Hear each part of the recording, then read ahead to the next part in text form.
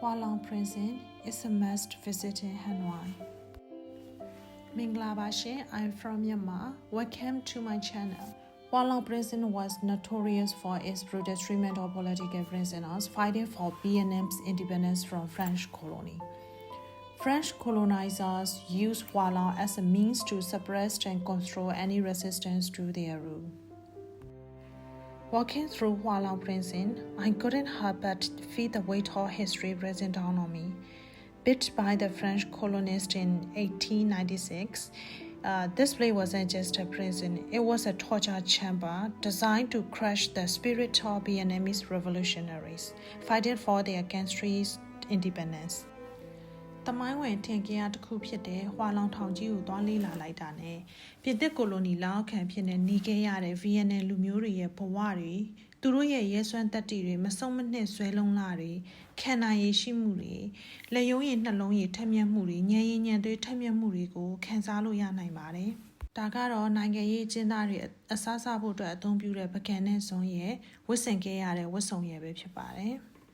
The prisoners were in leg iron in this room and there was an open toilet in front of them. So if they wanted to use toilet, they had to use it in front of others.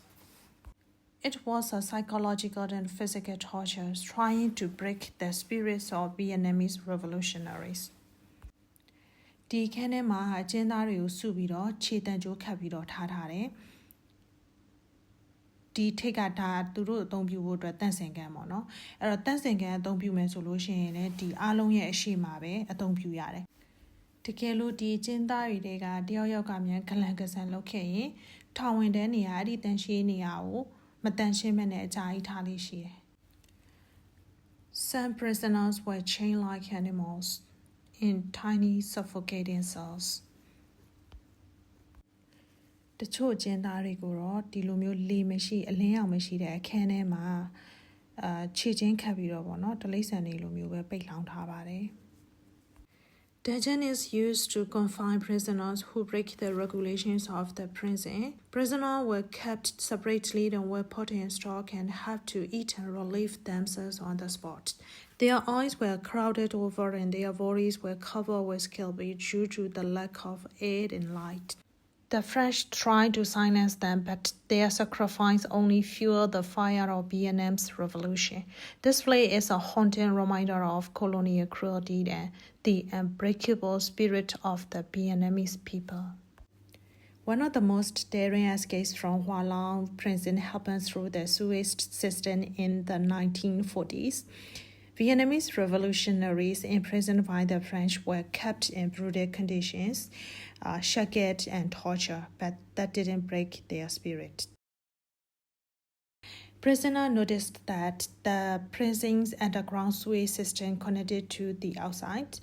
They crawled through filthy, narrow tunnels filled with human waste, risking disease and suffocating. Despite the horrible stench and darkness, several revolutionaries escaped to continue their fight for independence. ဒီလောက်ရဲရဲဆက်ဆက်နှိမ့်ဆက်ညစ်ပန်းကွဲမြတ်ခံနေရတဲ့ဂျားတွေကနေပြီးတော့ဒီဟွာလောင်ထောင်တွေကနေပြီးတော့လွတ်မြောက်အောင်ကြိုးပမ်းသွားကြတာတွေရှိပါတယ်1940ခုနှစ်နောက်ပိုင်းမှာ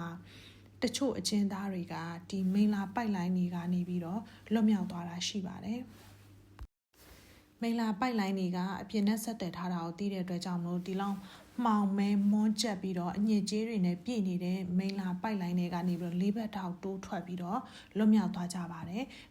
လွတ်မြောက်သွားပြီးရဲ့နောက်ပိုင်းမှာလည်းလွတ်လပ်ရေးအတွက်ဆက်လက်ကြိုးပမ်းကြပါတယ်အဲ့ဒီထဲမှာအမျိုးသမီးတွေလည်းပါပါတယ်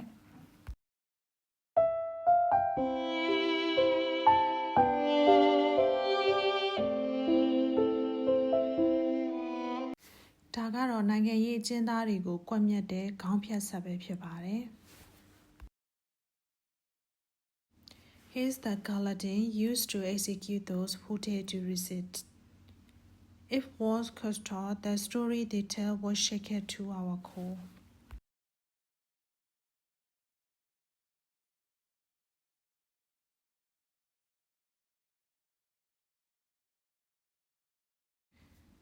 ဒါကတော့အကျဉ်းသားတွေကိုနှိပ်စက်ရမှာသုံးတဲ့လက်အိတ်တွေခြေချင်းတွေဂုံနီအိတ်တွေဖြစ်ပါတယ်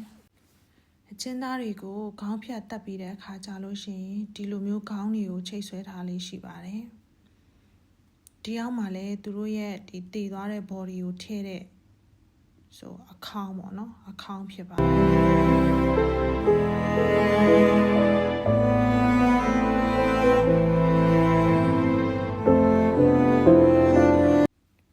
ဒါကတော့ကွက်မြက်ခံရမယ့်အကျဉ်းသားတွေကိုထည့်ထားတဲ့နေရာဖြစ်တယ်အလင်းရောင်နဲ့လေလုံးဝမရပါဘူးဒါကြောင့်မလို့သူတို့ရဲ့မျက်လုံးတွေကအမြဲတမ်းဝေဝါးနေပြီးတော့ခန္ဓာကိုယ်မှာလည်းယားနာတွေအများကြီးဖြစ်ပါတယ်Hualong Princess stands as a reminder of the resilience, courage, and sacrifice of those who fought for Vietnam's independence. Walking through it today, you can still feel the echoes of their struggles. ပြင်သစ်ကိုလိုနီလက်ထက်မှာဆောက်လုပ်ခဲ့တဲ့ဒီဟွာလောင်ထောင်ကြီးက19ရာစုအလယ်ကနေပြီးတော့20ရာစုအလယ်ထိနှစ်ပေါင်း100ကျော်အတွင်းရဲရဲဆက်ဆက်နှိမ့်ဆက်ညှဉ်းပန်းမှုတွေရွရွချွန်ချွန်တွန်းလှန်ပုန်ကန်မှုတွေရဲ့ပြရုပ်တစ်ခုပဲဖြစ်ပါတယ်။နိုင်ငံလွတ်လပ်ရေးအတွက်ရဲရဲဝံ့ဝံ့လှုပ်ရှားခဲ့ကြတဲ့သူတွေကိုရဲရဲဆက်ဆက်ကွက်မြက်ခဲ့တဲ့ငရဲကန်းကြီးအဖြစ်နာမည်ဆိုးနဲ့ကြော်ကြားခဲ့တဲ့ထောင်ကြီးလည်းဖြစ်ပါတယ်။